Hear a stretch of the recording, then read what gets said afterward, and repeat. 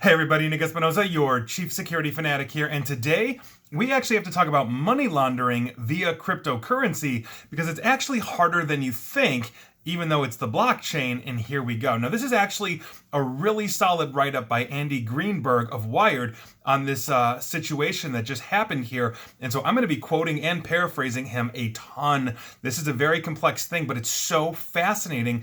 I think you guys are going to enjoy this. Now, if you didn't hear, this past Tuesday, basically a husband and wife, Ilya Lichtenstein and Heather Morgan, were arrested in New York and accused of laundering $4.5 billion worth of stolen cryptocurrency. And since then, obviously, the cybersecurity world has noted the operational screw-ups that they had in terms of their security. So, for example, Mr. Lichtenstein allegedly stored many of the private security keys that control these funds in a cloud storage wallet that made them rather easy to seize, by the U.S. government. And also, his wife, Ms. Morgan, also flaunted her quote-unquote self-made wealth in a series of, as Mr. Greenberg states, cringe-inducing rap videos on YouTube and Forbes columns and other things like that as well. She basically touted herself as this super wealthy, self-made, conceptual artist kind of thing with some really just god-awful rap. So there you go. But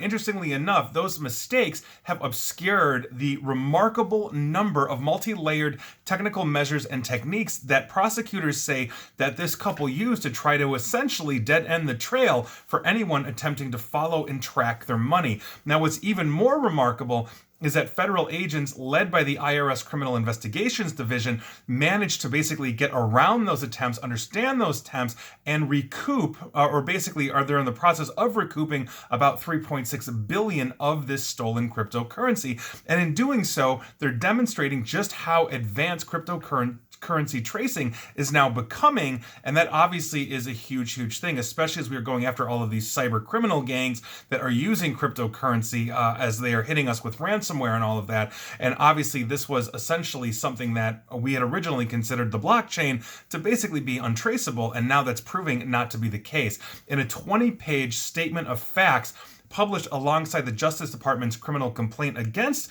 Mr. Lichtenstein and Ms. Morgan this past Tuesday, the IRS Criminal Investigations Division detailed the winding and tangled routes that the couple allegedly took to launder a portion of the nearly 120,000 bitcoins that they stole from the cryptocurrency exchange Bitfinex in 2016. I actually remember that heist. Now, most of these coins were moved from Bitfinex's addresses on the Bitcoin blockchain to a wallet that the IRS has labeled 1CGA4S, allegedly controlled by Mr. Lichtenstein. Federal investigators eventually found security keys for that wallet in one of Lichtenstein's cloud storage accounts, along with the logins for numerous cryptocurrency exchanges he had used. But to get to the point of identifying Mr. Lichtenstein along with his wife, Ms. Morgan, and locating that cloud account, the IRS CI followed two branching paths taken by 25,000 bitcoins that had moved from that 1CGA4S wallet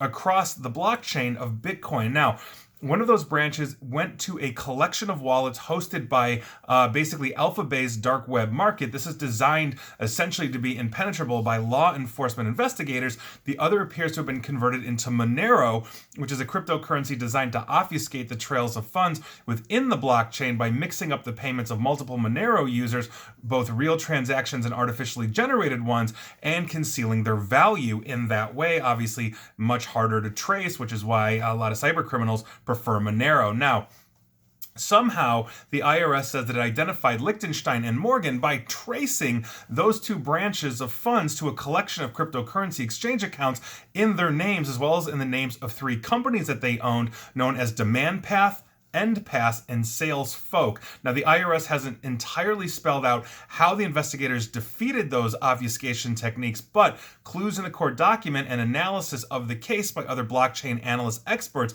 suggest some likely theories. And Andy Greenberg, like I said, I've been quoting and paraphrasing here, and he goes into some really excellent detail.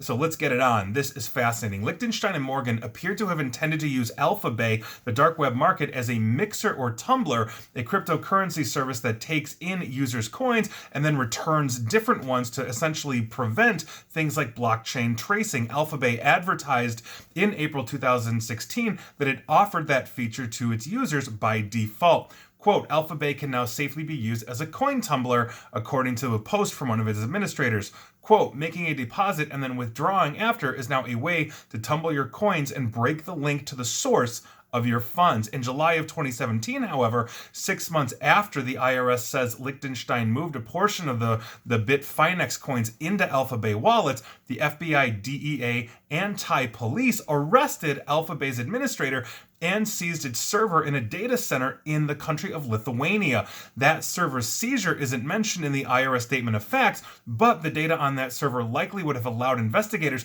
to reconstruct the movements of funds through Alphabet's wallets and identify Liechtenstein's withdrawals to pick up their trail again. And that is according to Tom Robinson, that apparently Andy Greenberg interviewed, and he is a co-founder of the cryptocurrency tracing firm Elliptic. Now, I quote, the data that investigators appear to have got from Alphabet is the key to all of this. Now, according to the IRS, those Alphabet withdrawals were ultimately traced through numerous movements around the blockchain to a collection of cryptocurrency exchange accounts, some of which Liechtenstein and Morgan controlled. The IRS, their investigators say that the other branch of funds from Liechtenstein's 1CG A4S wallet was basically laundered through chain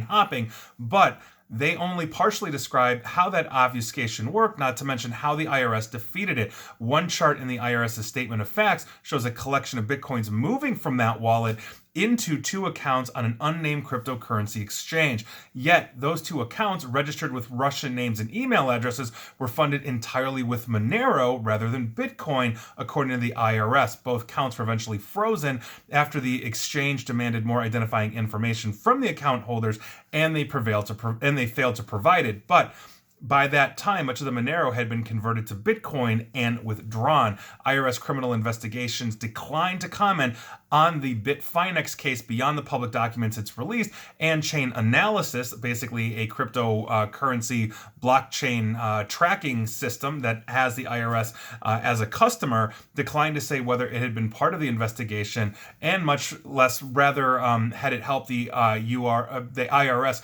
trace Monero as well. And so this is obviously a really interesting thing, because essentially, one of the things that blockchain was originally really touted for is anonymous. You can have anonymous transactions and all of that. A lot of people tried to get away from things like paying taxes on profits for Bitcoin, even though it's a currency and technically has a value relative to the US dollar. One Bitcoin being, I don't know, somewhere between 30 and 60,000. It goes up, it goes down. It's, that's Bitcoin for you. But the point is that we are getting very good at sophisticated tracking, which means, like trying to launder money through a bank or changing these things out, you're starting to build transaction records that the IRS and other forensic investigators can start tracing back. And I love this absolute ending by Andy Greenberg, and I'm going to quote him directly. It was a fantastic article. I left out some chunks there that got a little more into the technical details, so I urge everybody to go to Wired and read it, because Andy Greenberg did one heck of a job. And Andy, if you're watching or listening to this, props to you, and thank you for putting this out there, because I think you had a very clear and concise look at this. But here's his last paragraph, and I absolutely love this, and I quote Mr. Greenberg directly. The unspoken message to the Liechtensteins and Morgans of the world. Even if your rap videos and sloppy cloud storage accounts don't get you caught, your clever laundering tricks may still not save you from the ever-evolving sophistication of law enforcement's crypto tracers. And there you go. So if you're going to claim to be a multi-billionaire, make sure you're legit. Make sure you're not some massive crypto thief. And that is your news of the day. And please like, share, follow me here on Facebook and Twitter at NickAESP. And please feel free to subscribe to me at YouTube as well. And as always, stay safe, stay online, and please stay private. And also, please don't make crappy rap videos if you can't rap. Thanks, guys.